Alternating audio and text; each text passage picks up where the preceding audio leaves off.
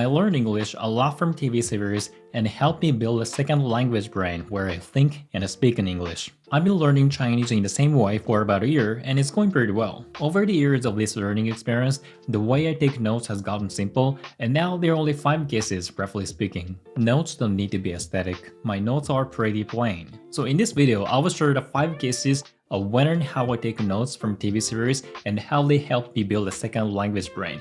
Let's dive in. So first thing first, taking notes is just a means to an end.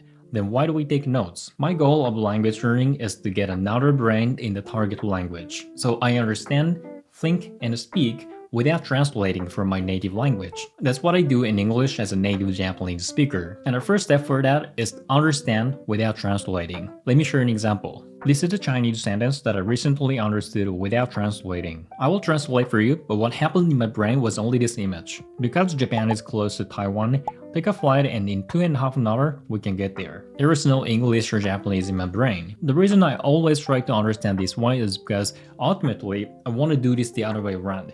Like I think about something in my mind and describe it directly with the target language. I feel this is a natural way of how a brain works, whether it's your native or another language. So again, my goal is to get a second language brain, and the first step for that is to understand without translation. And it's not easy to do that from the beginning, so I take notes to support my brain so it'll be able to understand only in the target language. This is personally the most important part of why we take notes. But before I talk too much, let's dive in how I actually do that. I will show many examples in Chinese because I'm learning it right now, but I did pretty much the same in English and it can potentially be applied to other languages as well. The first case is when I see new words, including grammar rules. At the very beginning, I almost look up every single word to make sure that I understand it correct. In the case of Chinese, first I need to write down how to read and then make sure I understand the grammar rules correct. Pretty simple. If there is any word or phrase that grabs my attention, I also write down some additional sample sentences so I can maximize my learning at a time.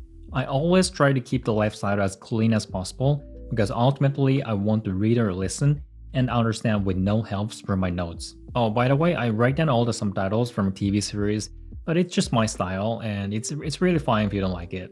In the case of Korean, I will just do the same. I learned Korean back in college, but already forgot almost everything, so I can show how I would do as a beginner. I look up the words and write down what they mean, and review the grammar rules, and keep the left side as clean as possible, so I can ultimately understand the sentences with no helps from my notes. This may look like such a tough work, but things get easier over time because as I get more familiar with this new language, I look up less often and therefore I take less notes. In the best case scenario, I acquire new words even without a dictionary when the meaning is obvious from the context or the image that I'm looking at. When I reach a decent level of proficiency like my English, I only write down the words that I don't know. It can be on a piece of paper or OneNote or anything like that, so things will get easier over time. The second case is same patterns. As I keep learning, I always come across the same patterns, phrase-wise, grammar-wise, many things, and that's when I take notes. I think this is one of the easiest ways to improve the ability to express my thoughts because I just need to know patterns and then replace some of the words when I have stronger vocab.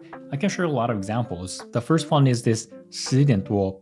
It means a little past 10 o'clock. It's composed of time and duo. When I see this reminds me of another sentence that I saw in the past. In this case, it means a little past 6 o'clock. This is also composed of time and duo. At this point, everyone can understand how to use this pattern, right? So what I do is just get back to the original sentence and underline this part. The second example is this 喝喝看, which means try drinking. It's composed of a verb to drink and another to drink.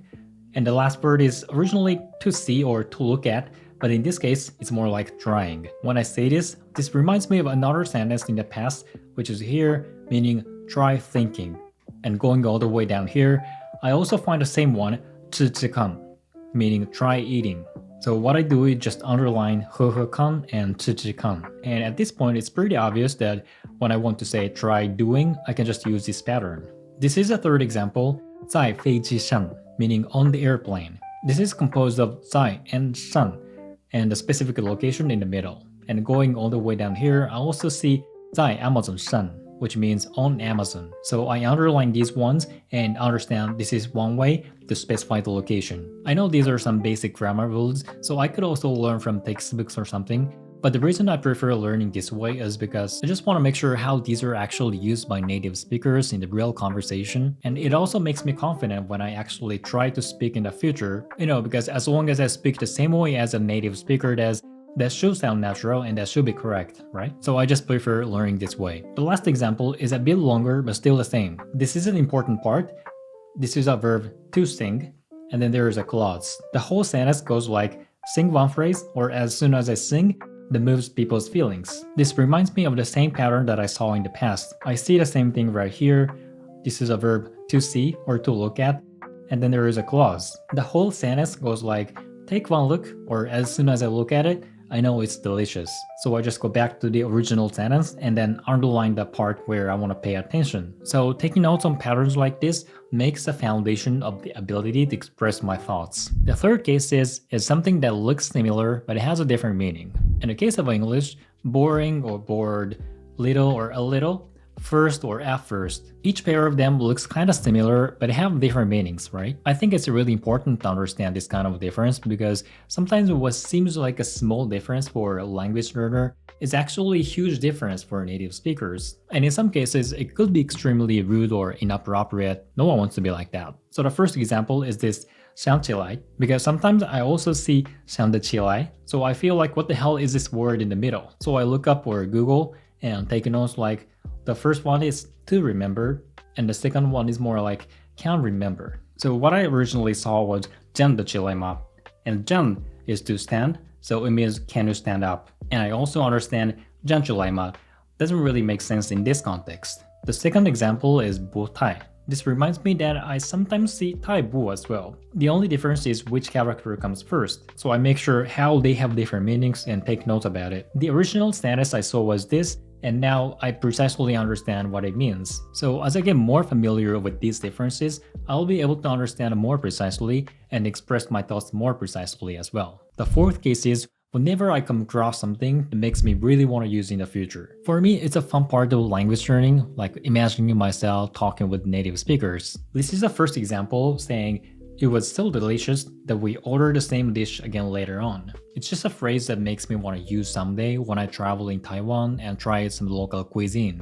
The second one is this, saying, didn't I just interrupt your conversation? I don't know when I ever used this, but I think it sounds pretty cool and polite if I can use it in the right context. The third one is this, saying, is there anything that you don't like to eat? I think this is another polite expression and it sounds pretty cool if I can use it. So these are just examples, but you get the point, right? This is one of my favorite parts of language learning and I take notes on these kind of phrases so they will stick in my memory. Lastly but not least, I take notes when there is something I can't figure out by myself. But what I do is pretty simple. I just leave a question mark like this. At this point, if you have someone or somewhere you can ask a question, that's totally fine. But I usually just leave it. It's called ambiguity tolerance. It's just fine not to understand 100%. Well, it's not possible. So I'm just tolerating with myself not understanding. Moreover, I figured it out by myself over time in many cases. So let me show you how it works. So this is a sample sentence. I do get what it means as a whole sentence, but the thing I was struggling with was this word dao,